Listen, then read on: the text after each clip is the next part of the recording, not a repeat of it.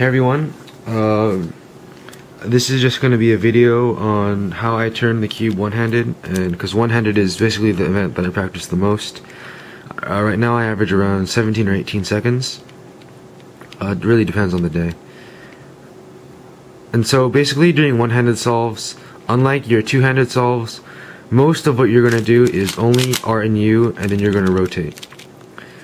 Because like when you're doing two-hand, you can do stuff like F, like that, or you do F prime.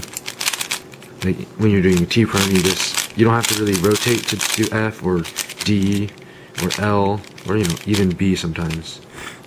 One-handed, the only sides you can really turn easily are R and U. So basically doing the whole F2L and a lot of PLLs and OLLs is just R and U, and then you rotate, do more RUs. And so pretty much the only sides you ever have to worry about are R and U. And so the way I do R is I use my pinky and just put my finger on the back here and just push forward. And then for R prime, since after my pinky pushes forward, it's right here, so the way I do R prime is just push back from here. So that way I can alternate between R prime quickly. It's pretty much the same thing for U. U prime would be, just pretty much everyone does that. And then since after I do the U prime, my finger's right here, in order to alternate quickly between U prime and U, I just go like that for U. And the reason I do that opposed to like this is because there's nothing really your finger can do from this position besides go like that, but that's kind of awkward for me. But so after you do U prime, you'd have to like reset to do anything else. But for me, after I do a U, my finger is right here ready to do another U, so it's really fast for me at least.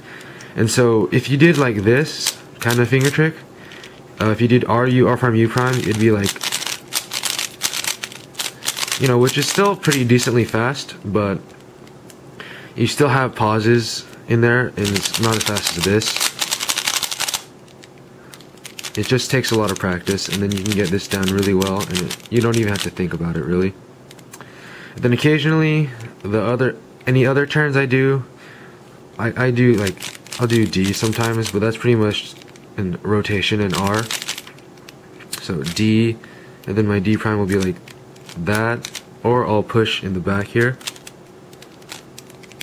and then F like that. I don't really do F prime like that.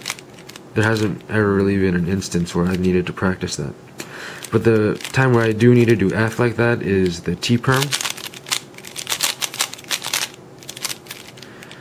because if you went like this, that adds 2 rotations.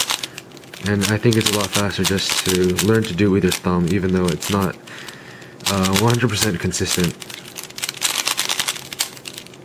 So that's pretty much it for one-handed turning. I guess I'll do some example F2L solves just so you can see me actually doing my one-handed turning. So here's the first scramble. The cross looks pretty easy, and there's an F2L pair right there that I think I can preserve. The cross is usually the most awkward step during F2L, just because when you're doing it two-handed, you do a lot of different finger tricks like F, D, B, whatever. And when you're doing one-handed, those aren't really available to you as much, so it ends up just being a lot more awkward. But if you learn to use double layer turns effectively, then it becomes a lot less awkward. And another thing you have to remember is don't ever worry about doing like cross on D, cross on U, cross on L or anything. When you're doing one-handed, if you're using Friedrich, of course, it's pretty much just cross everywhere, wherever you need it.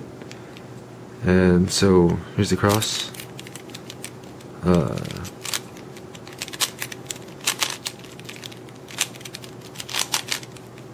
Then, first F2L pairs right there. I would have seen that right there. See, I can just do a Z and then do this instead of, I would normally done like L moves, but one-handed, you know, you just do a Z rotation and then your L and U now become U and R. So there's this pair now, and then there's this pair in the front, and this OL, and then J perm.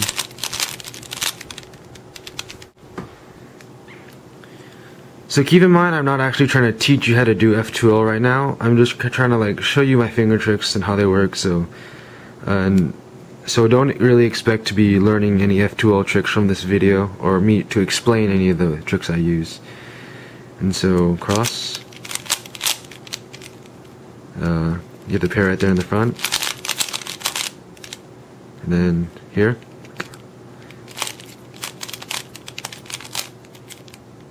and then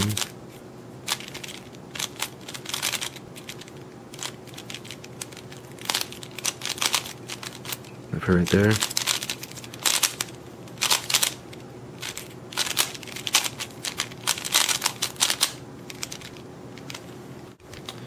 Okay, so here's the last one. Cross, and then this red-green pair. Look for this pair. Then you have the orange-blue pair. And then here's one of the cases that normally people would do. Let me get a different cube. The alg that they would use is they would hold the thing in the back and go like that. But since I can do this thing pretty fast, I can just do the RU, R prime, U prime trigger 3 times, and I don't really have to worry about, and I can do that case from that angle, and I don't have to worry about all those double turns. That can sometimes be slow, because you know, double turns, like especially U2s in one-handed aren't very fast. R2s can be pretty fast if you get this double trigger down, but I don't really do that. You can also do that for U, but I don't really do that because it's hard for me. And so I guess that's it. I think I'll be posting a video of my one-headed PLLs soon and how I do them. So if you want to watch that, just keep looking for it. And I hope this video was helpful to people who are interested in one-handed.